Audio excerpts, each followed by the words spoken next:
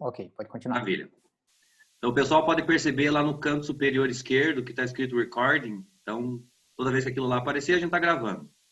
E nesses encontros que a gente vai gravar, nós não falaremos dos nossos casos clínicos. É bem importante deixar isso dito já no início, porque como é uma videochamada, né, uma conferência aqui com um grande grupo, e ele vai ser disponibilizado depois no WhatsApp, o link, nós não teremos controle sobre quem vai acessar esse material.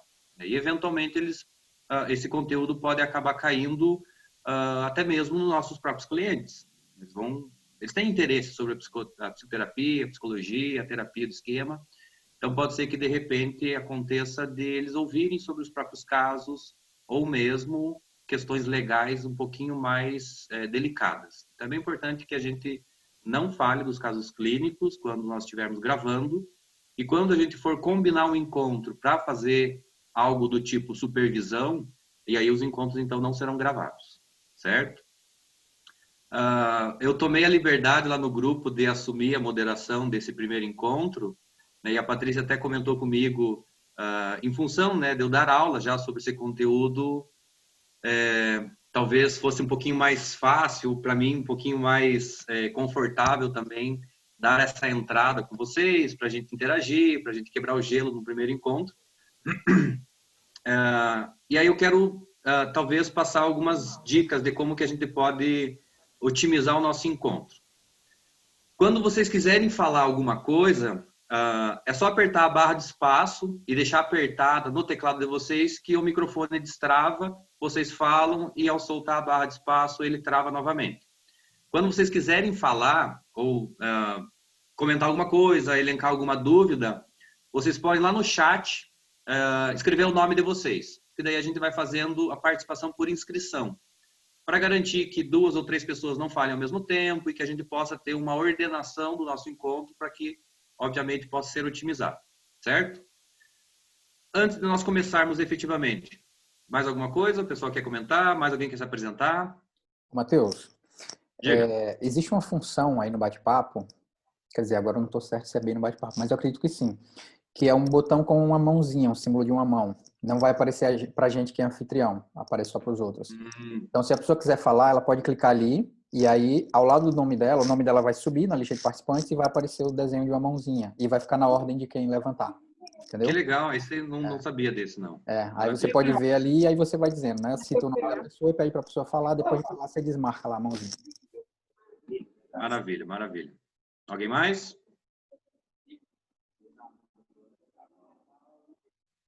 Passemos, né? Então, vamos lá, turma. Para mim é uma satisfação poder encaminhar esse primeiro encontro nosso. Achei muito legal a iniciativa e realmente foi algo que não ficou sendo protelado, não ficou sendo vamos combinar, né? Igual encontro de amigos, vamos combinar alguma coisa. Então já foi marcado e cá estamos hoje para começar a discutir. O que eu passei lá no grupo para vocês, a gente vai discutir o que nós conseguirmos, obviamente, da página 17, que é onde começa o primeiro capítulo, até a página 26, que termina com temperamento emocional. Por que eu selecionei isso aqui? Porque esse conteúdo é basicamente metade da terapia de esquema. Então, essas paginazinhas aqui, elas têm um conteúdo riquíssimo, e eu organizei algo em torno de uma introdução histórica, depois teórica, e aí a gente vai passar, obviamente, para as bases teóricas e fundamentais da terapia de esquema, certo? Então, para o pessoal que já está familiarizado com o livro, quem já começou a ler ou reler ele, deve ter percebido ali no início quando o texto traz a respeito do surgimento da terapia do esquema. Então, hoje no Brasil, nós estamos em 2020, aproximadamente 30 anos de terapia do esquema no Brasil e no mundo. Então, no Brasil, na verdade, ele chega lá nos idos de 2008, 2009, então é muito mais recente ainda, mas as primeiras publicações que efetivamente deram corpo à terapia do esquema começa lá nos idos da década de 90, no início dos anos 90. E aí nós temos um percurso do próprio Jung, antes de chegar na efetivação e na construção desse corpo teórico, que é o fato de que ele foi orientando do Beck, né? E ele trabalhou muito com o Beck ao longo de toda a formação do Jung, e ele começa ali a perceber algumas defasagens dentro da TCC. Essa é uma parte muito importante, gente. Esse aspecto teórico da vida do Jung é mais curiosidade, mas aqui é bem importante a gente começar a falar efetivamente da teoria e do para que ela se presta a trabalhar na clínica. A TCC, ela tem uma força muito grande para trabalhar com problemas do eixo 1 do DSM. Ansiedade, depressão, toque e outros problemas que são de cunho cognitivo e comportamental, certo? Mas a TCC não consegue ter uma eficácia muito boa, nem uma eficácia muito verificável na prática clínica com pessoas que têm algum tipo de problema caracterológico, ou seja, problemas de personalidade, certo? Então, a terapia de esquema, ela surge justamente nesse momento em que ela traz um veio teórico de outras linhas, da psicanálise, da Gestalt, da fenomenologia, do humanismo, da própria TCC, da análise do comportamento, e ela vai incorporando dentro de um eixo norteador, que é um eixo epistemológico. Isso é bem importante que a gente tenha claro. Lembro ainda de uma conversa lá no grupo a respeito de psicanálise e terapia de esquema, porque nós temos, dentro de um eixo estruturante, a epistemologia de uma teoria, certo? E outras teorias ou outras abordagens, elas podem ser associadas desde que o elemento associado coadune com a epistemologia que nós estamos trabalhando, certo? Então, como nós estamos falando de uma terapia que tem um cunho cognitivista e construtivista, nós estamos falando, então, de elementos que são baseados em uma estrutura, que é a cognição, quando a gente fala de crenças, pressupostos e pensamentos automáticos, ok? Quando a gente fala de distorções cognitivas, quando a gente fala de erros cognitivos, vieses interpretativos, e a parte construtivista se refere justamente à construção de conteúdos dentro desse eixo cognitivista, ok? Então, a gente consegue se apropriar de algumas ideias, de alguns conceitos da psicanálise, da análise do comportamento, da Gestalt, e associar isso dentro da terapia do esquema, porque ela é uma terapia integrativa, ok? Então, o próprio Jung já parte da premissa de que a terapia do esquema é uma terapia integrativa. E por ser integrativa, obviamente, ela integra conceitos e metodologias que sejam que combinem com o próprio eixo organizador da terapia do esquema, certo? Alguém de vocês já trabalhou com borderline ou já trabalhou com narcisista? Pelo viés da TCC, devem ter enfrentado muitas dificuldades no tratamento, porque esses são os pacientes ou clientes, como vocês quiserem chamar, que apresentam uma dificuldade extrema de funcionar dentro da estrutura da TCC, certo? E é aí que o próprio Jung viu a dificuldade da TCC de trabalhar com pessoas que têm um problema caracterológico, ok? Só para deixar um pouquinho mais fácil para vocês visualizarem. Quando nós temos um paciente com problemas caracterológicos, ele tem necessariamente problemas relacionais, certo?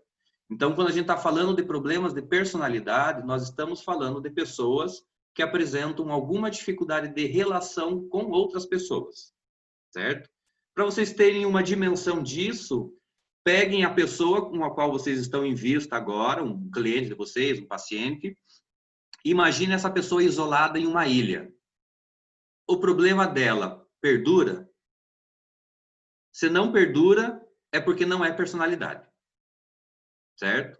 Então, se eu tenho uma perspectiva muito crítica, se eu tenho uma perspectiva muito punitiva, se eu sou muito exigente com os outros, se eu sou dependente dos outros, ou se de repente eu preciso me sentir superior aos outros, se eu sou retirado da sociedade e posto numa ilha isolado, nada disso continua, certo? Então, afinal de contas, isso é problema de personalidade. É sempre na relação com outras pessoas, ok? Agora, se eu tenho toque de limpeza, se eu tenho agorafobia, se eu tenho demofobia, eu estou falando de problemas que são intrínsecos e egossintônicos, ou seja, são problemas meus e que em qualquer lugar que eu esteja, sozinho ou não, esses problemas continuam comigo, ok? Então, nós temos aí problemas caracterológicos ou problemas de personalidade, que é o viés necessário que a terapia do esquema vai olhar e trabalhar, ok? Então, ok, essa é uma parte bem importante. Quando nós estamos falando de TCC ainda, né, e vou fazer bastante esse comparativo, e eu espero conseguir manter a mesma linha de raciocínio no segundo grupo, quando a gente fala de TCC, nós estamos falando de algumas ideias que nós temos enquanto pessoas e que, a partir de um modelo de pensamento adequado, nós conseguimos modificar o nosso modelo de pensamento, ok? Vou dar um exemplo para vocês. Vou pegar um pensamento automático. Eu acho que ninguém está gostando do que eu estou falando.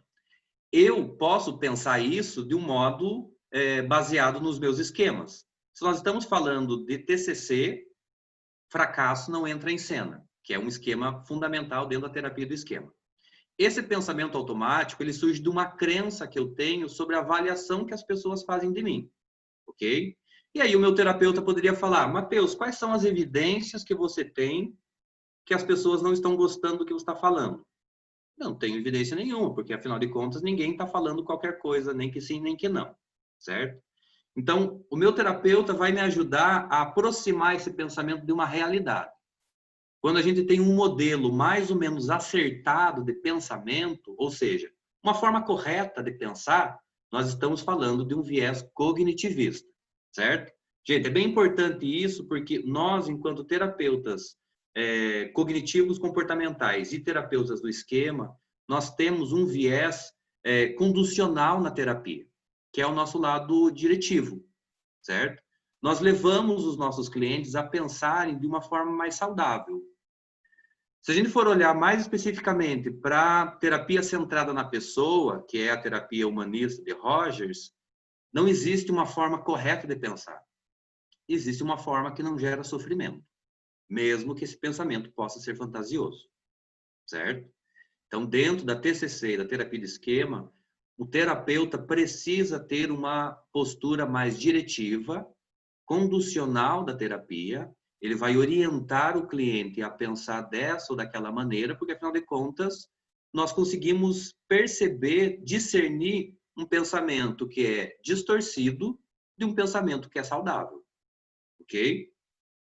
Aqui nós não vamos utilizar termos do tipo positivo ou negativo, bom ou ruim. Nós vamos utilizar pensamentos saudáveis e não saudáveis, adaptativos e não adaptativos, ok? Esses dois conceitos, inclusive, eles são bem importantes de nós termos em vista, porque o conceito adaptativo é TCC e o conceito saudável é terapia do esquema. Aí a gente já começa a diferir um pouco uma coisa da outra, ok? Saudável é tudo aquilo que me faz bem, obviamente, e que está baseado em relações saudáveis comigo e com outras pessoas. Mas daí a gente volta a falar mais para frente. Certo. Na página 19, quando o livro fala sobre alguns pressupostos, que aí a gente começa a diferir TCC de terapia do esquema, existem 5 elementos bem importantes de nós levarmos em consideração para conseguir identificar e construir esse ideário que nós temos sobre terapia do esquema. Eu vou ler para vocês um trechinho. O primeiro pressuposto é o cumprimento do protocolo de tratamento pelos pacientes. Ou seja, se vocês forem pegar os livros lá da Judith Beck, ou do próprio Aaron Beck, e de outros teóricos que trabalham com essa dupla, vocês vão perceber, durante o livro e durante todos os outros livros, um padrão de funcionamento da terapia, porque a terapia que é feita nos Estados Unidos é uma terapia protocolar. Gente, essa é uma parte que gera muita angústia em quem está começando a clinicar dentro da TCC. Ah, mas eu não consigo seguir o protocolo que os livros trazem. Na primeira sessão eu faço tal coisa e o cliente não responde. Na segunda sessão eu tento passar lá uma atividade, uma planilha de registro de pensamentos, mas o cliente não tem aderência, ele não se engaja na atividade. É verdade. Primeiro elemento que a gente precisa levar em consideração. a cultura estadunidense e a cultura brasileira são duas culturas radicalmente diferentes, certo? A cultura terapêutica dos Estados Unidos, ela envolve muito mais tarefas, e aí a gente tem um motivo histórico bem importante. Qual é a abordagem que nos Estados Unidos sempre teve muito engajamento? Análise do comportamento, certo? O Brasil teve uma influência psicanalítica muito maior, até porque aqui os nossos vizinhos argentinos, eles são um polo muito forte, muito importante da psicanálise dentro da América, ok?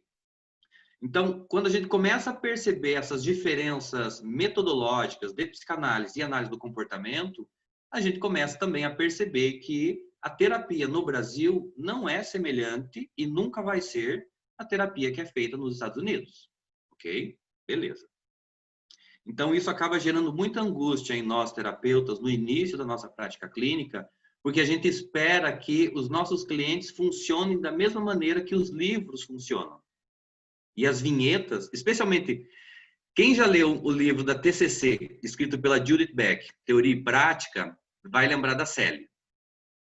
A Sally é o meu ranço em pessoa, porque a Sally é a vinheta mais perfeita de uma cliente na terapia cognitivo comportamental, certo? Então, tudo que vocês falarem para a Sally, ela vai aderir, ela vai topar, ela vai testar a realidade, ela vai registrar pensamentos, ela vai entrar na relação colaborativa, ela topa as direções que a Judy dá, só que isso não funciona efetivamente no nosso dia a dia. E se a gente tem essa ideia de que deveria funcionar igual a Sally, a gente já se lascou no início, certo? Então, o que eu quero dizer com isso? Nós precisamos levar em consideração o contexto que nós estamos inseridos, ok? O Brasil funciona de uma maneira radicalmente diferente da terapia que é feita nos Estados Unidos. Segundo elemento bem importante desse detalhe, o protocolo que é seguido nos Estados Unidos, ele é bancado pelos planos de saúde, ok? Aqui no Brasil, nós temos, obviamente, uma cultura que está em franca ascensão, de que as pessoas elas pagam do próprio bolso a terapia que elas querem fazer. Nos Estados Unidos, a maioria da população tem plano de saúde, até porque se eles não tiverem, eles vão acabar morrendo, porque o custo da saúde lá é muito alto. Então, para vocês fazerem, sei lá, uma cirurgia no dedo, que está com uma unha encravada, vocês vão gastar algo em torno aí de 5, 10 mil dólares, ok? Então, a saúde lá é muito cara e eles querem sempre otimizar o dinheiro deles e por isso que é muito investido nas universidades pesquisa em TCC. Por quê? Porque quanto mais pesquisa nós temos, melhores são os protocolos que nós podemos desenvolver e reduzir o tempo de terapia. O que nós aqui no Brasil levaríamos um ano fazendo com os nossos clientes, mas que também funciona de uma maneira muito mais global em relação à vida do nosso cliente, lá nos Estados Unidos eles conseguem concentrar isso em 6 meses. Metade do tempo, metade do investimento, mas também é metade do conteúdo trabalhado em terapia, ok? Então, os protocolos que são seguidos pela TCC lá não são os mesmos seguidos aqui no Brasil. Esse é um ponto de corte que a gente precisa levar em consideração, e eu vou insistir nessa parte, porque quando a gente tenta protocolizar a nossa terapia com os nossos clientes, muito conteúdo passa batido e a gente não consegue desenvolver outros aspectos da vida desse cliente, ok? Maravilha. A terapia do esquema, ela não parte de protocolos.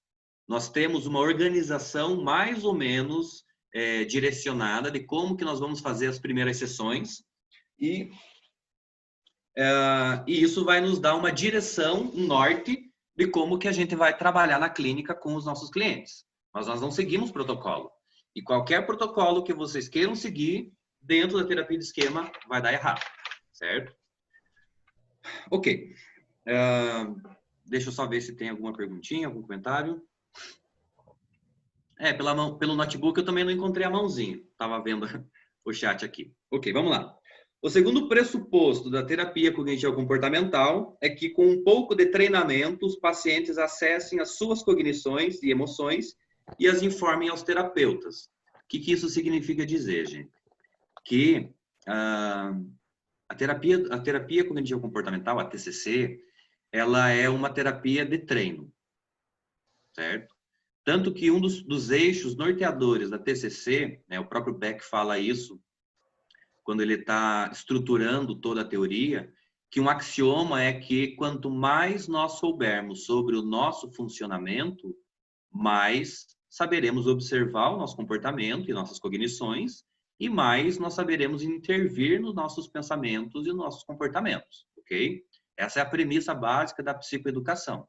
Então, quanto mais nós ensinarmos os clientes como eles funcionam, obviamente, mais eles vão conseguir lidar com esse mundo interno deles.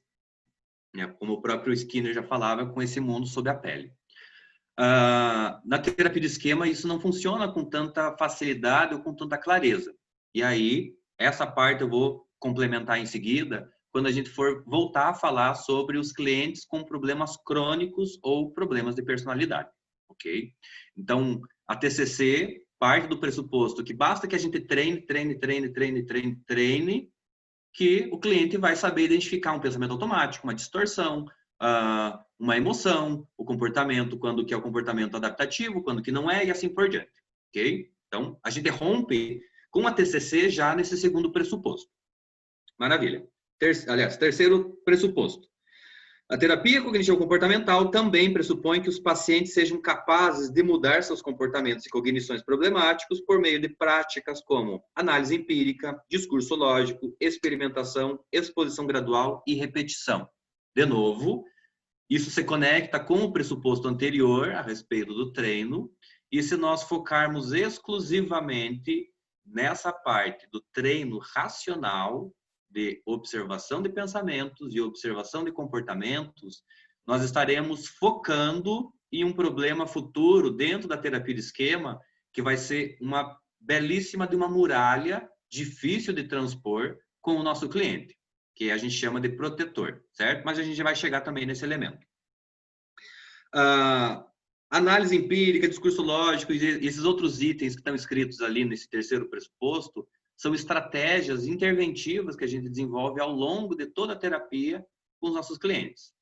Nós trazemos para a terapia de esquema quase todas as intervenções da TCC e complementamos com outras que são específicas da terapia de esquema, que ela acabou absorvendo da Gestalt, como, por exemplo, a cadeira vazia, a cadeira transformacional, role-playing, dramatizações, imagens mentais, que é uma prática junguiana, que é uma prática gestáltica, que é uma prática de outras abordagens também, e que aqui na terapia de esquema nós conseguimos, de novo, organizar essas estratégias, essas intervenções dentro de um eixo organizador chamado epistemologia, ok? Nunca podemos deixar de lembrar desse detalhe que há uma epistemologia específica, porque as pessoas acabam, quando elas se aproximam da terapia de esquema, tendo uma certa confusão em achar que terapia de esquema é ecletismo. Não é ecletismo, certo?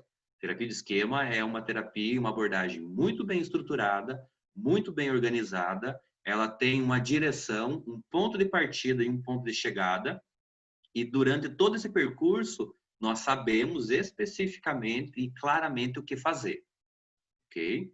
Se nós estamos falando de ecletismo, vai depender do nosso humor. Se hoje eu acordei mais reflexivo, então eu vou usar psicanálise. Se hoje eu acordei um pouquinho mais objetivo, vou usar análise do comportamento.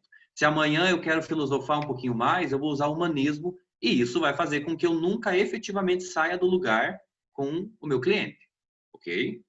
É importante nós termos aí o início, meio e fim, que é a parte da conceitualização, que a gente vai provavelmente em algum encontro falar mais especificamente sobre isso, certo?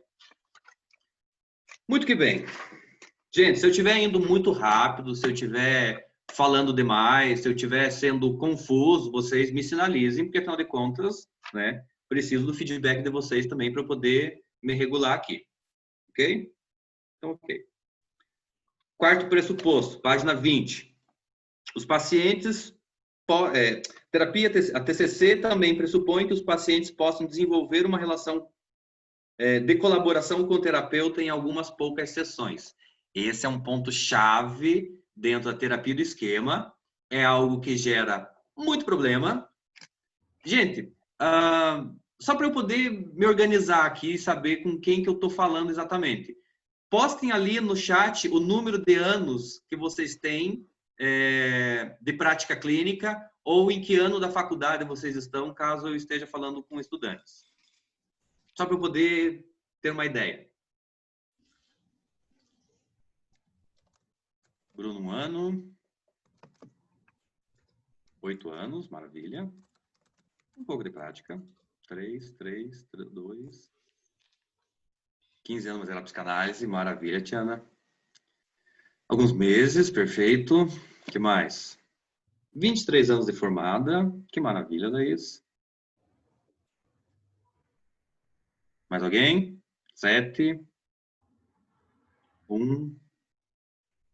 4 meses, 2 anos de formada. 3 anos e meio com estágio clínico. Perfeito. 3 anos. Inês, 15 anos em TCC. Que maravilha. Que mais? 17, Maria Luísa, 7 meses, Nayara. Mais alguém? Dou-lhe uma, mais um. Dou-lhe 2, 2. Ok, vamos lá. Então, perfeito. Já consigo ter um panorama aqui das experiências clínicas que vocês têm para que eu possa referenciar algumas coisas. Eu tenho certeza que o pessoal que tem pelo menos 1 ano de clínica já enfrentou dificuldades de adesão. O que eu quero dizer? Aquele cliente borboleta. Vem numa sessão, falta na outra, aí vem numa sessão, falta um mês, vem de novo, e assim vai, certo? Esse cliente que vem esporadicamente para terapia é um cliente que tem claramente problemas caracterológicos, certo? Problemas de personalidade. Não estou chamando de transtorno, mas estamos falando de problemas, ok? Quando nós estamos falando de clientes também que têm baixa aderência às atividades que nós propomos na terapia, nós também estamos falando de problemas de personalidade, ok? Aquele cliente tipo Sally, super engajada, maravilhosa, perfeita, que nunca errou, com 0 defeitos, essa cliente não existe, né? Aliás, existe só no livro da Judith e o pessoal aí que tem mais de 10 anos de terapia, eu tenho certeza que poderiam contar nos dedos de uma mão quantos clientes desse tipo já tiveram, certo? Mas aí tem uma pegadinha para todos vocês. Um cliente super engajado pode ser um cliente que tem um traço de personalidade dependente e que vai querer a aprovação de vocês. Ou esse mesmo cliente pode ter um traço histriônico, vai querer a aprovação de vocês. Quando a gente fala de terapia do esquema, nós estamos falando de padrões inflexíveis, nós estamos falando de busca de aprovação e reconhecimento, nós estamos falando de emaranhamento. Então, clientes que são muito maravilhosos, desconfiem, certo? Em algum outro encontro, eu quero conversar com vocês a respeito de como vocês, enquanto terapeutas, se sentem em relação aos clientes de vocês. Isso é algo bem importante da gente levar em consideração dentro da terapia do esquema, ok? A TCC vai trabalhar com isso? Vai. A psicanálise chama de contra-transferência, nós também chamamos de contra-transferência, só que para nós tem um elemento bem diferente em relação à própria psicanálise, porque isso diz respeito aos nossos esquemas que foram ativados durante a sessão. Ok?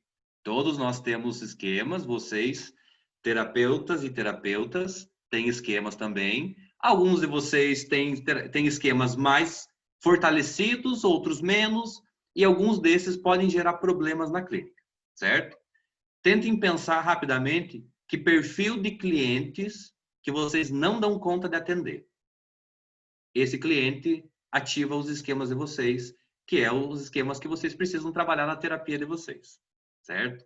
Então, essa é uma dica bem importante, que os nossos esquemas também são ativados na relação terapêutica. E é esse ponto, lá no quarto pressuposto, que a gente está falando sobre a dificuldade de construção do vínculo terapêutico com o nosso cliente. A aliança terapêutica, como a TCC chama, certo? Então, quando nós estamos falando de clientes com o eixo 1, estamos falando de uma terapia breve, de uma terapia que vai girar em torno aí de 6 meses, com uma adesão adequada, um engajamento adequado e um nível de absenteísmo muito baixo. Então, esse cliente vai faltar pouquíssimas vezes, certo? Quando nós estamos falando de problemas caracterológicos, consequentemente, estamos falando também de clientes que terão algum tipo de divergência na terapia conosco, são clientes que poderão nos insultar, são clientes que poderão nos desafiar, são clientes que poderão eventualmente menosprezar o nosso trabalho ou supervalorizar mais do que realmente o nosso trabalho merece, certo? Então, todas essas posturas dizem respeito à relação terapêutica, que dentro da terapia do esquema ela é bem específica, e o olhar que nós devemos ter em relação a isso na terapia do esquema é bem peculiar, e a gente precisa, a gente vai falar sobre isso, a gente vai treinar isso também ao longo aqui dos nossos estudos.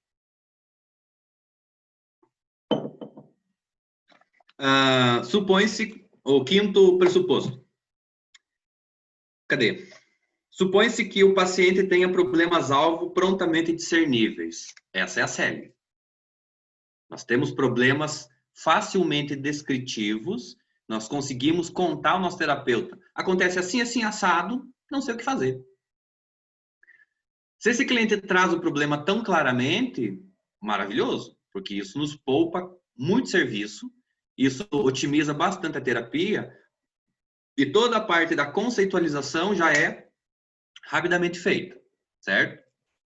É só a gente fazer uma anamnese, entender melhor de onde que vem o comportamento, como que ele foi instalado, quais são os reforçadores, bem análise funcional mesmo, lá baseado em análise do comportamento.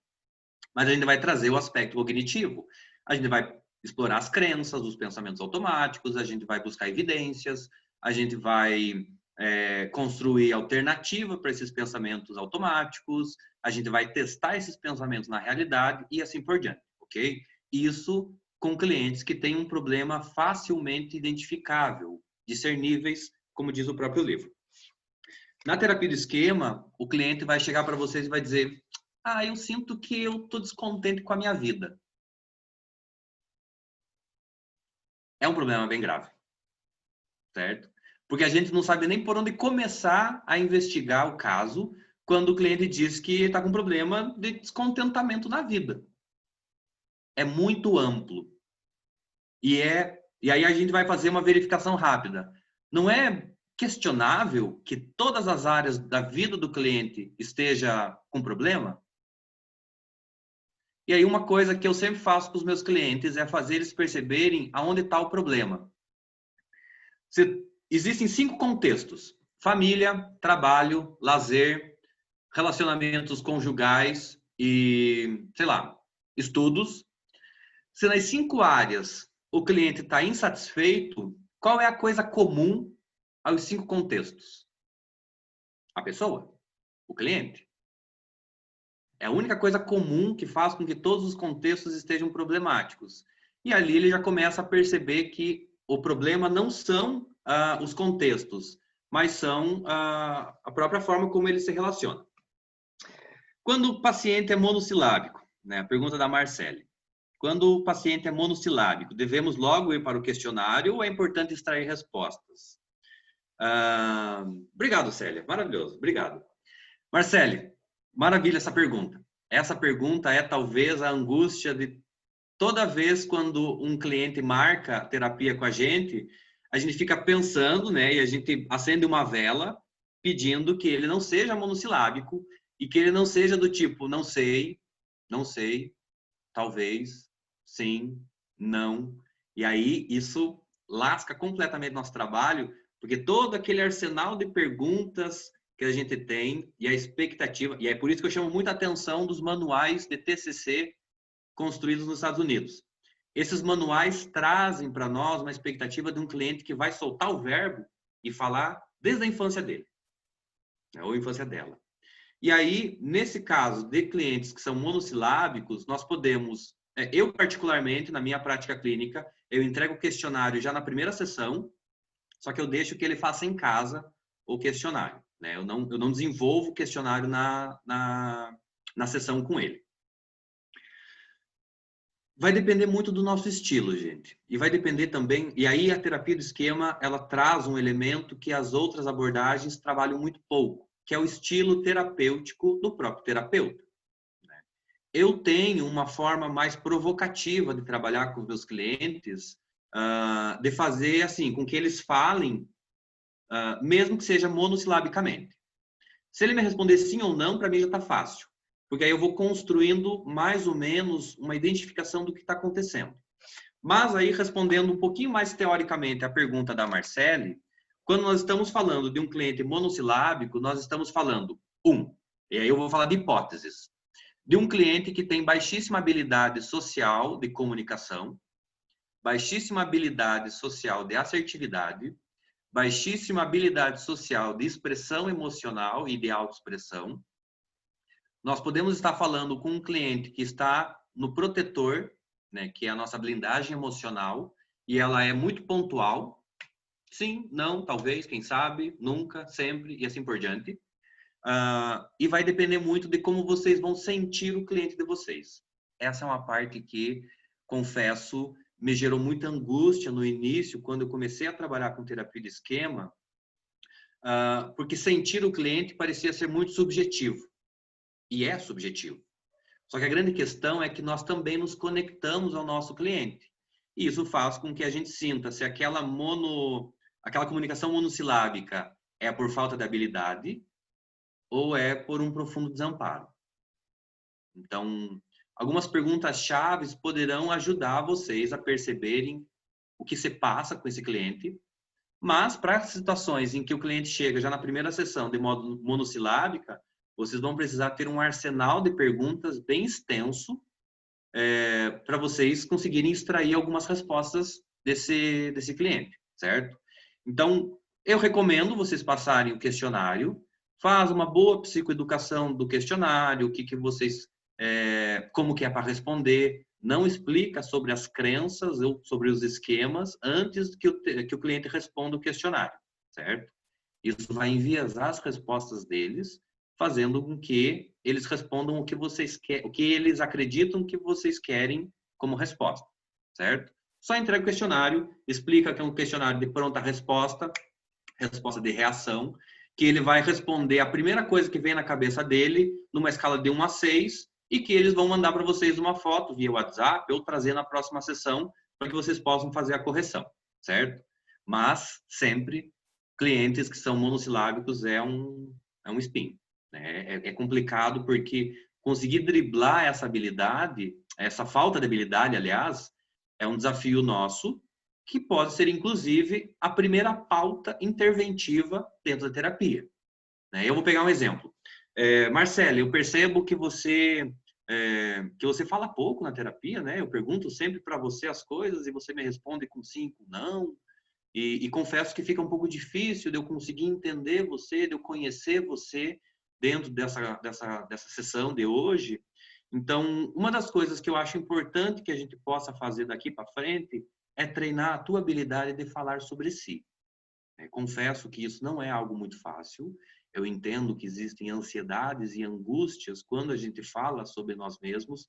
Pior ainda, quando a gente se ouve, né? O próprio Freud falava isso.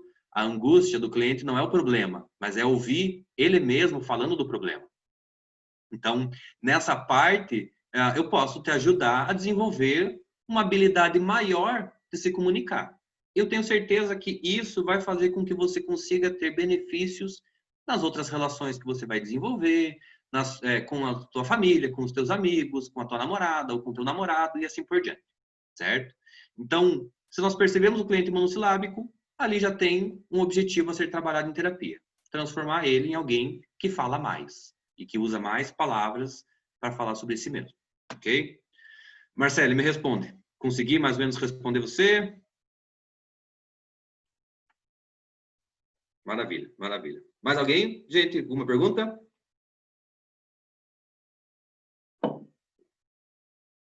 Certo, vamos lá. Cadê? Tá, então a relação colaborativa que nós desenvolvemos com o nosso cliente, ela é diferente da TCC, certo? E quando a gente for fazer essa migração de TCC para terapia de esquema, nós precisamos levar em consideração que existe uma postura nossa, enquanto terapeutas, que é a confrontação empática. A confrontação empática é tipo vocês abraçarem o cliente de vocês e dar um tapinha na cara. É mais ou menos essa metáfora que eu sempre utilizo, certo? É poder dizer, eu entendo que você se sinta dessa maneira. Eu entendo que você se sinta solitário ou solitária e que é realmente difícil vivenciar a experiência da solidão, mas eu percebo também que a tua conduta afasta as pessoas. E é difícil ficar perto de pessoas tão críticas ou tão duras como você. Isso é confrontação empática. Eu entendo como tu se sente, mas a gente vai precisar mudar algumas coisas para que as coisas mudem. Certo? É aquele chacoalhão com carinho. Certo? Então, nós vamos sinalizar validação emocional. Gente, isso é fundamental na terapia. Validação emocional. Certo? O cliente vem para a terapia e diz que ele não se sentiu amparado por vocês na última sessão. Cara, isso dá um nó no estômago na hora. Alguém aqui do grupo já deve ter passado por isso. Eu passo isso eventualmente. E eu sempre pergunto, o que foi que eu fiz para que você tenha se sentido desamparada ou desamparado? De que maneira que eu agi contigo que fez você sentir que eu não estava conectado a você? Gente, quando o cliente fala da conduta de vocês, do comportamento de vocês, eles estão falando sobre os esquemas deles, certo? É a forma como eles leem o mundo, ok? E isso é determinante para que nós possamos começar a rastrear os esquemas dessas pessoas, ok? O que mais? Certo, então vamos lá. Definição de esquema, que está na página 22. A gente vai trabalhar isso e eu quero dar uma metáfora para vocês, que vocês podem utilizar. Nossa, é complicadíssimo confrontar os borderlines, né? Cliente com personalidade border é um cliente que a gente tem que fazer um morde-a-sopra com muito cuidado. E isso é realmente bem lembrado, que a Marcele falou, porque nós teremos sempre uma delicadeza muito grande de confrontar o cliente border por conta da sensibilidade emocional que esse cliente tem, certo? E essa acho que é uma pauta que vale só um encontro, só sobre o tratamento ou a conduta ou a condução da terapia com clientes de personalidade borderline, porque é um tratamento bem exclusivo, né? E dos traços de personalidade, o borderline é o traço mais complicado, mais demandante. E eu digo isso pela minha experiência e pela experiência de colegas meus que trabalham com terapia de esquema. É muito difícil ter mais do que 5 clientes borderlines. É muito difícil, gente. O esgotamento emocional é muito grande, tanto que eu tenho um cliente desse tipo por dia. Eu não consigo atender mais do que um cliente border por dia, porque o esgotamento emocional é profundo. E vocês vão perceber que terapia de esquema não é uma terapia para todo mundo, né? Não é qualquer terapeuta, qualquer pessoa que consegue bancar a terapia de esquema por conta do viés emocional que tem, que é radicalmente diferente da TCC, que tem um viés racional, certo? Exatamente. E a instabilidade de humor, que é característico, né, e é o que caracteriza, inclusive, dentro dos critérios diagnósticos do borderline, a gente vai conseguir identificar essa variação de humor dentro dos modos. Então, quando a gente fizer um upgrade dos esquemas e for trabalhar com modos, a gente vai identificar os modos ciclando durante a sessão. Então, eu tinha no passado uma cliente que ciclava 5 vezes durante uma sessão, em 1 hora. Então, isso vai fazendo também com que a gente fique hiper atento, né? E o gasto energético é muito alto. Ok? Maravilha. Esquemas. E eu acho que o conteúdo de esquemas, a gente consegue entrar nesse tema e aproveitar essa última meia hora para fazer um aprofundamento teórico. E talvez, daqui para frente, a gente vai usar bem pouco o livro. Um esquema, gente, para que vocês possam entender muito claramente, é um apanhado de experiências que dizem respeito ao mesmo evento. Ponto. complicado falar assim. Mas a gente pode identificar um conjunto de experiências infantis, sejam elas traumáticas ou repetitivas, e, consequentemente, podem ser também experiências repetitivas não traumáticas, que vão sempre sinalizando o mesmo conteúdo relacional, ok? Esquemas são sempre desenvolvidos na relação com os nossos cuidadores e com os nossos pares ou outros importantes, ok? Um esquema não é desenvolvido sozinho, tipo, do nada um esquema surge, ok? Um esquema sempre tem outras personas e outros personagens envolvidos na sua construção, ok? A metáfora que eu utilizo para conseguir fazer uma boa psicoeducação com os meus clientes, imaginem agora a sala onde vocês estão, ok? E olhem para uma das paredes e pensem que cada tijolinho dessa parede é uma experiência infantil e uma experiência ao longo da vida de vocês, ok? Cada tijolo é uma experiência. Uma soma de experiências forma uma parede, ou seja, uma soma de tijolos forma uma parede, ok? Essa parede, gente, é o esquema, certo? Então, uma reunião de experiências dizem respeito a um esquema. A reunião de paredes da sala de vocês forma a sala, o cômodo, ok? Então, a reunião de paredes ou de esquemas forma um modo. Beleza? Agora, vamos falar do chão, do piso que vocês estão aí pisando. Esse chão, onde se apoiam os esquemas, né, as paredes e o teto, é o temperamento de cada um de vocês, ok? Numa relação bem teórica, bem desenvolvimentista, nós temos o temperamento que nasce com vocês, e esse temperamento, existem alguns estudos que falam que ele é randômico, ou seja, não sabemos exatamente o que determina o temperamento da criança. Tem alguns estudos que falam sobre a combinação temperamental dos pais, que gera o temperamento dos filhos, mas nós temos o temperamento que é a base biológica de cada um de nós. Alguém de vocês tem uma estratégia de como descobrir o temperamento do cliente?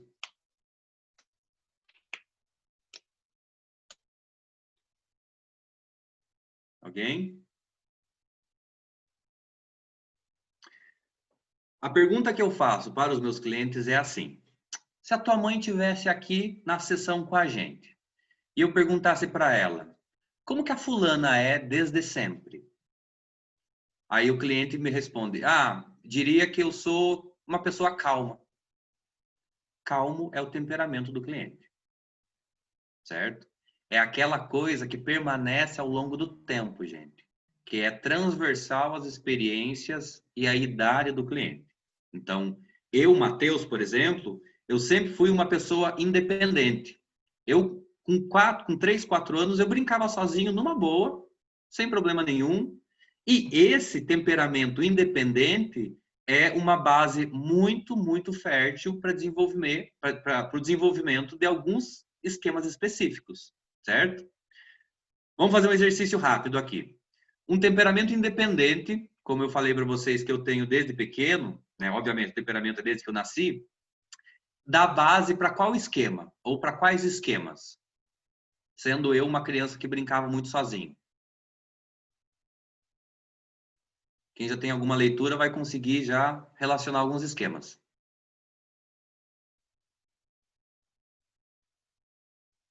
Tempo.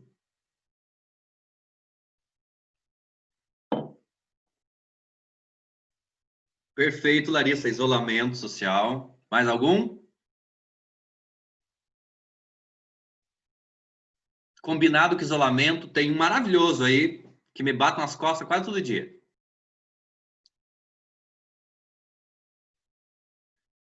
Perfeito. A Nicole falou ali de desconexão e rejeição, que são os 5 esquemas desse grupo. Privação emocional, abandono, desconfiança e abuso, isolamento e defectividade. Perfeito. Quase todos os problemas que nós temos na vida se baseiam nos esquemas da desconexão e rejeição, certo? Todos vocês aqui nessa sala hoje, 30 participantes, têm algum esquema de desconexão e rejeição que está dando tapinha nas costas. Certo? Isso é fato, gente. Vocês vão identificar isso na terapia com os clientes de vocês, de que ou é privação emocional, ou é abandono, ou é desconfiança, ou é isolamento, ou é defectividade, ok? Desconexão e rejeição, cara, esse domínio ele é maravilhoso porque ele é a base de quase toda a nossa terapia com os clientes, certo?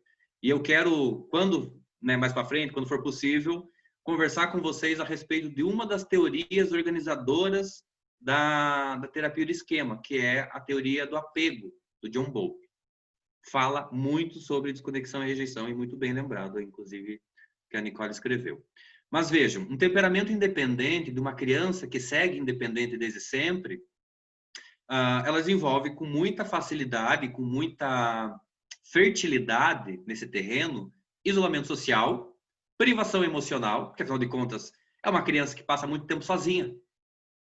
Então, esse distanciamento do outro também gera privação emocional, certo? E como era uma conduta minha estar afastado dos outros, defectividade acabou surgindo junto, ok? Então, esse combo aí de isolamento, defectividade e privação emocional são os meus esquemas base, e todos os outros esquemas que surgem depois disso são estratégias de enfrentamento desses esquemas, ok? Mas isso a gente vai falar mais à frente. Voltando lá para o temperamento e para os esquemas. Então, os tijolinhos das paredes de vocês são as experiências infantis. As várias experiências do Mateuzinho brincando sozinho são experiências que construíram uma parede chamada isolamento social. Só que tem alguns tijolinhos que serviram do encontro de uma parede e de outra. Ali nós temos experiências compartilhadas, que podem servir tanto à privação emocional quanto ao isolamento, ok? Então, uma mesma experiência infantil, uma mesma memória, pode ensejar vários esquemas ao mesmo tempo, ok? Então, as 4 paredes do meu consultório formam um modo. As 4 paredes formam o consultório e 4 esquemas, ou uma reunião de esquemas, forma um modo de personalidade, ok? E tudo isso se apoia no temperamento. O temperamento a gente não muda. O temperamento a gente adapta. A gente consegue aprender a lidar com ele, ok? Então, é aí que a gente fala sobre... Aliás, é aí que a gente retira os termos qualidade e defeito. Não temos qualidades e defeitos, temos características, ok? Mateus é alguém falante. Eu, como bibliotecário, seria péssimo, porque eu iria querer puxar conversa com todo mundo na biblioteca que está estudando. Mas eu, como professor, funciono bem, porque, afinal de contas, a fala é meu instrumento de trabalho. Como vendedor, iria muito bem. Já fui garçom na minha vida, maravilhoso, porque eu conversava com todo mundo no salão, e assim por diante, ok? Então, dependendo do contexto, a nossa característica pode ser problemática. Mas, quando nós estamos falando de qualidade e defeito, nós partimos do pressuposto de que aquilo é intrinsecamente e de forma transversal a todos os contextos um problema. Okay? E isso não é verdade, porque, afinal de contas, nós podemos nos aproveitar justamente da característica para produzir algo que seja saudável na nossa vida. Ok? Até aqui, perguntas, dúvidas, comentários? Tá indo muito rápido? Tá ok? Tá devagar? Maravilhoso. Certo. Eu quero ler um trechinho rápido do livro para que a gente possa falar sobre esses esquemas. Está na página 23, segundo parágrafo, depois de característica dos esquemas desadaptativos remotos. Nem todos os esquemas fundamentam-se em traumas ou maus tratos na infância. Como nós estávamos falando, nem toda experiência infantil é uma experiência traumática. Eu, por exemplo, brincava felizmente sozinho. Nunca vi problema nisso. Só que isso desenvolveu um esquema chamado isolamento. Na verdade, uma pessoa pode desenvolver um esquema de dependência e incompetência sem vivenciar uma única situação traumática na infância, tendo sido uma criança completamente abrigada e superprotegida.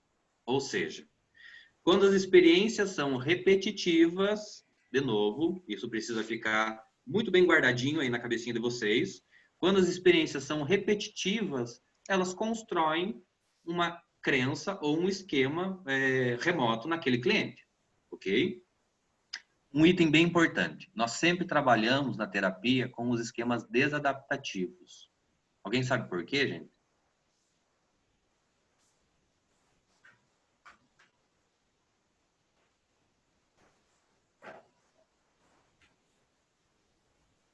Dou-lhe uma.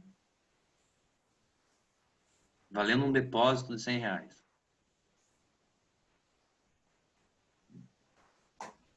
Porque não é funcional.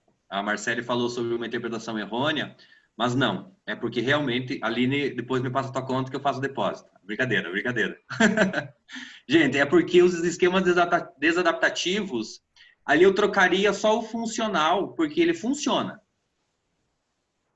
Se o cliente chegou na vida adulta, o esquema é funcional. Essa é uma pegadinha que a análise do comportamento nos traz, certo? Todo comportamento é funcional. Se o comportamento se mantém, o comportamento é funcional, ok? Então, o próprio Skinner fala sobre isso. Se um comportamento persevera ao longo do tempo, é porque ele está dando certo. Pode gerar problemas para mim e para os outros? Pode. Mas alguma carga de reforçamento positivo ele tem, certo? É funcional para a sobrevivência, mas na vida adulta traz prejuízo. Perfeito.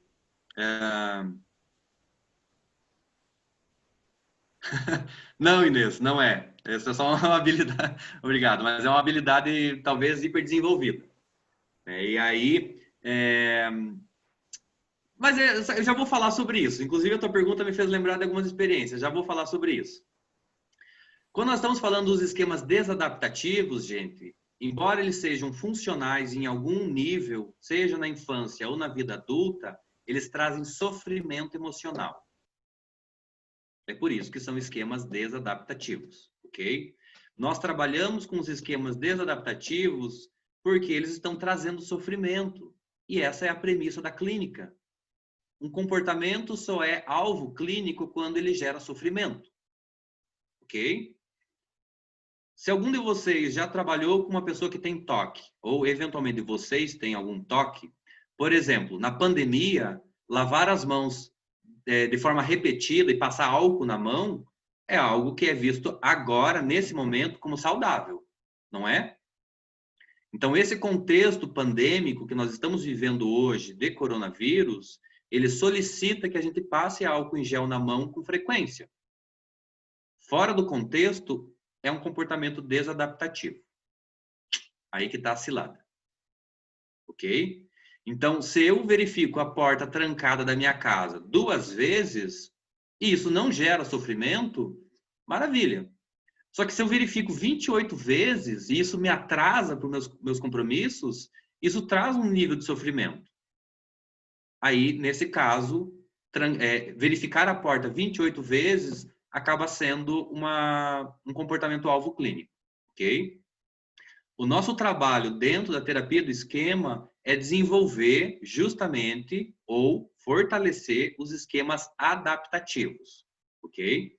Para cada esquema, vocês verão, eu vou passar para vocês depois no grupo, gente, uma lista que eu desenvolvi ao longo das minhas leituras, dos meus estudos, que é uma sumarização dos esquemas que eu entrego para os meus clientes para fazer psicoterapia com eles.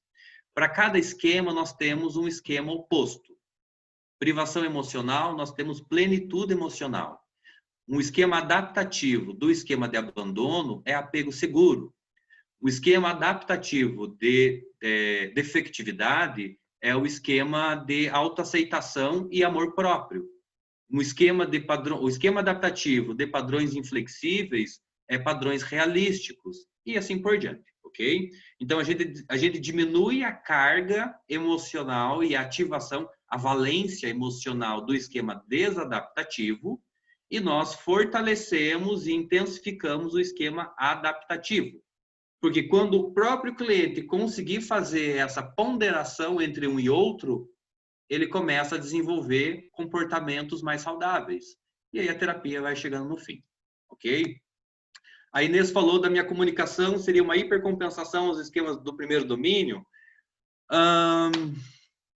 Eu diria que mais ou menos.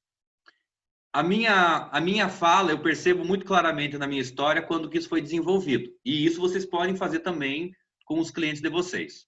Eu fui uma criança obesa com 9, 10 anos. E eu sofria muito bullying na escola por conta de ser obeso. Além de que naquele momento da minha idade, eu tinha orelhas de abano.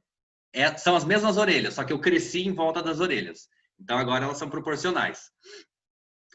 E eu tive que desenvolver algumas estratégias adaptativas lá atrás. Então eu negociava muito com os valentões da escola. Eu falava para eles: Inês, você quer fazer um trabalho de matemática e eu sou bom em matemática. Eu coloco o teu nome no trabalho e você para de brigar comigo. Beleza, maravilha. Fechou um acordo aqui entre nós dois. Aí eu vou falar para a Patrícia: Patrícia, você não gosta de português e eu mando bem em português. Eu coloco o teu nome no trabalho e você para de me bater ou de roubar meu lanche ou meu dinheiro e assim por diante. Então eu fui construindo uma rede de negociações na escola para sobreviver. Então, naquele momento, eu desenvolvi um comportamento que era adaptativo e assim virei professor, exatamente. Porque naquele momento, a minha oratória e a negociação foi hiper desenvolvida em nome da minha sobrevivência, certo? Esse é um exemplo, inclusive, que eu utilizo com os meus clientes para mostrar como que um comportamento na infância é desenvolvido, e na infância ele sempre será adaptativo, mas eventualmente na vida adulta ele não pode ou não será adaptativo, certo? Então, uma criança que desenvolveu autossuficiência na infância, com 8 ou 9 anos aprendeu a cozinhar, fazia as tarefas de casa sozinha, arrumava ou limpava a casa, uma criança que sempre se virou muito bem sozinha, na infância isso é visto e aplaudido. Na vida adulta nós temos uma pessoa que não consegue pedir ajuda, que sofre sozinha e assim por diante. E no caso de um casal, por exemplo, em que o esquema de um ativa o esquema do outro? Tem jeito, sim. Inclusive tem terapia do esquema para casais. Tem um livro de terapia do esquema para casais em português, muito bom, inclusive. Me falta agora o nome dos autores. E para quem lê inglês, também tem um livro de terapia do esquema para casais que foi publicado, acho que na Holanda ou nos Estados Unidos. Agora não me recordo. São 2 livros boníssimos que falam justamente sobre a ativação esquemática de um e de outro. Né? E isso que a Nicole falou ali é bem interessante, porque os meus esquemas ativam os esquemas de vocês. Os esquemas de vocês me ativam também. E essa via de mão dupla, ela perdura a vida toda. Até que eu identifique quais são os meus esquemas e possa desativar os meus esquemas para ajudar o outro a desativar os seus. Né? Para mim foi uma maravilha. Kelly Paim e Bruno, maravilhoso. Obrigado, Carice. A Kelly é uma referência muito boa que nós temos no Brasil, né? Trabalha lá com o grupo do Weiner. Tem muitos artigos, inclusive desse lugar, né? O Weiner publica bastante, cria bastante. Ela sempre está envolvida também com o pessoal de lá. E nós temos referências muito bacanas, muito ricas no Brasil. Só que a nossa literatura brasileira, gente, infelizmente é uma literatura pobre. Eu tenho o livro do Jung, que é esse que a gente está utilizando hoje, e eu tenho o livro do Weiner. O livro do Weiner eu utilizo muito com os meus alunos por ele ter uma leitura bastante acessível, um português bem bacana de ler, e ele é bem introdutório, além de trazer conteúdos que o livro do Jung não traz. Mas, conforme a gente for se apropriando do livro do Jung e do livro do Weiner, a gente vai ter que fazer um upgrade nos nossos estudos e passar para os livros em inglês, certo? Porque os livros em inglês, eu tenho todos eles em PDF, eu passo para vocês. Inclusive, eu tenho uma pastinha no Google Drive com, acho que mais de 150 livros. Eu vou lançar para vocês lá o link, e aí vocês vão vendo o que vocês têm e a gente vai trocando figurinhas também. Então, a literatura que nós temos no Brasil hoje é uma literatura ensaísta. Ela é básica, ela é introdutória, maravilhoso para quando a gente quer começar, mas para seguir nesse trabalho cada vez mais rico, a gente vai precisar partir também para a literatura em inglês, ok? Certo. Então, fazer só uma revisãozinha rápida aqui dos nossos esquemas. É um tema padrão e amplo, e ele é diluído ao longo da nossa vida. Então, o padrão de fracasso está envolvido em todos os nossos relacionamentos. Maravilha, Renato. Obrigado. Esse livro eu não tenho PDF, já vou baixar e pegar para mim. Um esquema ele é formado por memórias e toda vez que o esquema é ativado, ele traz memórias, emoções e pensamentos automáticos, ok? Esse é o conjunto que forma um esquema. Memórias, emoções e pensamentos, certo? Por que o comportamento não entra no esquema? Porque o comportamento ele é utilizado como uma estratégia de enfrentamento. Ele não compõe o conjunto de crenças e o conjunto emocional do esquema, certo? Em um contexto, o esquema de fracasso pode fazer com que eu me renda ao fracasso e desista de alguma coisa. Em outro contexto, eu posso hipercompensar o esquema de fracasso trabalhando 20 horas por dia. Então, o comportamento em si, ele é o estilo de enfrentamento. Não faz parte do esquema. Ok? O esquema sempre se refere a si próprio, ou seja, quando o esquema é ativado, ele gera em mim uma leitura sobre mim. Lá na TCC, a gente tem a tríade cognitiva. A visão de si, a visão do outro e a visão do mundo. Mundo e futuro, certo? Dentro da terapia do esquema, nós temos o esquema como sendo autorreferente. Então, eu sou privado de afeto, eu sou abandonado, eu sou desconfiado ou abusado. Sempre sou eu. E vocês são os algozes dos meus esquemas. Vocês é que me ativam. E isso faz com que eu sempre me veja numa posição vitimista de que estou sendo ativado pelos outros, certo? Então, sempre se refere a mim. Quando o cliente fala sobre ele, sobre suas angústias, ele está falando de dentro do esquema, ok?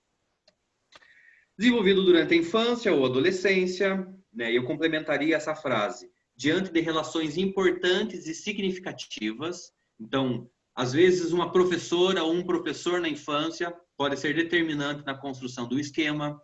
Coleguinhas da escola que fazem bullying, né? Eu que eu digo, inclusive, podem ser responsáveis pela construção de esquemas. Um irmão mais velho, um irmão mais novo, uma irmã mais velha ou mais nova, primos, os avós, qualquer outra pessoa significativa na nossa vida, ok? Quando eu falo de pessoas significativas, nós estamos falando de vínculo afetivo, certo? E disfuncional em nível significativo. E aí entra a minha crise com a palavra disfuncional. Ela é não saudável. Ela gera sofrimento, mas em algum nível ela funciona. Né? E, consequentemente, ela acaba sendo funcional também, certo? Gente, trabalhamos hoje de uma forma muito pincelada, né? Tipo, muito pincelada mesmo, sobre definição do esquema, os pressupostos, características dos esquemas, a origem dos esquemas, as primeiras experiências da vida e o temperamento emocional. Então, mais ou menos aquilo que eu tinha proposto lá no grupo do WhatsApp falar hoje, a gente conseguiu falar, certo? Sempre esses grupos de estudos que têm hora limitada, eles sempre serão limitados, certo? Isso não excetua a leitura do livro 20 mil vezes. Mais 10 minutos, acaba. Oi? Alguém falou? Não? E eu vou falar para vocês. O capítulo 9, que é a terapia do esquema do transtorno, no transtorno da personalidade borderline, eu quero ver se eu consigo mostrar para vocês na tela aqui. Não vai aparecer as cores. Mas o meu livro está todo riscado, todo pintado. Eu uso lápis de cor para poder fazer anotações e aí eu vou graduando em níveis de importância a minha leitura. Vermelho é o que é mais importante, amarelo é importante, mas menos, e verde e azul são curiosidades que eu anoto. O que isso significa? Significa dizer que vocês vão precisar destrinchar esse livro quantas vezes forem necessários. O capítulo 8, que é o capítulo de modos, eu já li 7 vezes. E acho que ainda preciso ler mais outras 7. Certo? Então, vocês escolheram uma profissão que vai fazer com que vocês nunca mais parem de estudar. Isso é fato. Certo? E se daqui surgirem algumas dúvidas, gente, não sei quando que vai ser nosso próximo encontro, se vai ser quinzenal, como é que vai ser, mas anotem lá as dúvidas de vocês e vão lançando no grupo, porque aí são dúvidas que o outro grupo, o grupo 2 poderá se beneficiar das respostas, assim como eu vou sugerir que o grupo 2 também mande no grupo do WhatsApp algumas dúvidas, para que a gente possa ir acalorando a discussão ao longo do tempo, certo? Podia ser diário, com certeza. Eu ia adorar passar 8 horas por dia falando sobre terapia de esquema, porque é maravilhoso, né? Essa é a parte que eu me divirto. Vamos lá, gente. Perguntas, dúvidas, comentários. Se para vocês foi muito pesado, se foi, sei lá, muito acelerado, eu preciso desse feedback de vocês. Obrigado, Marcele. Obrigada pela sua aula, né? Eu propus um grupo de estudos, a gente acabou que conseguiu ganhar uma aula de uma pessoa que tem muito conhecimento. Então, para mim foi muito esclarecedor, superou minhas expectativas. Eu li o livro algumas vezes, aí reli hoje essas páginas que você tinha sugerido, pesquisei algumas coisas, mas foi bem além, realmente. Então, obrigada.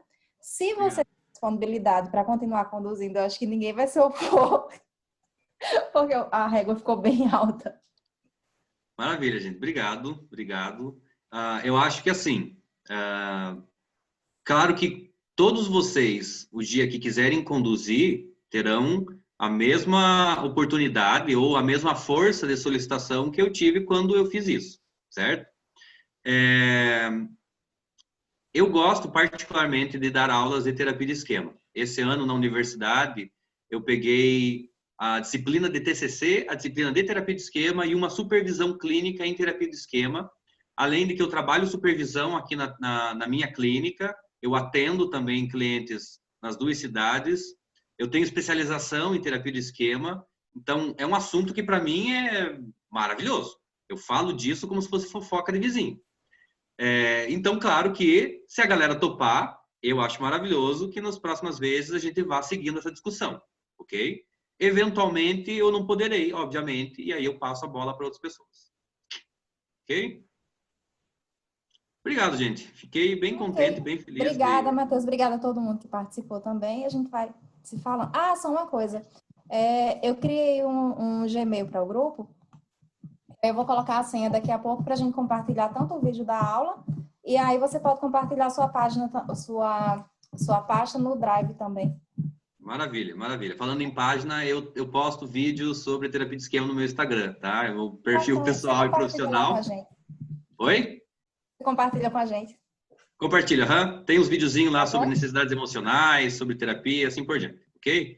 Gente, agora, beijos e abraços. Muito obrigado pela participação de todos vocês, das perguntas, dos comentários ali. Oi? 5 minutos para o Matheus conseguir ir ao banheiro, tomar uma água. Isso é verdade, isso é verdade. E aí eu já retorno com o grupo 2, certo? Tá, joia, abraço. Obrigado, gente. Tchau, tchau.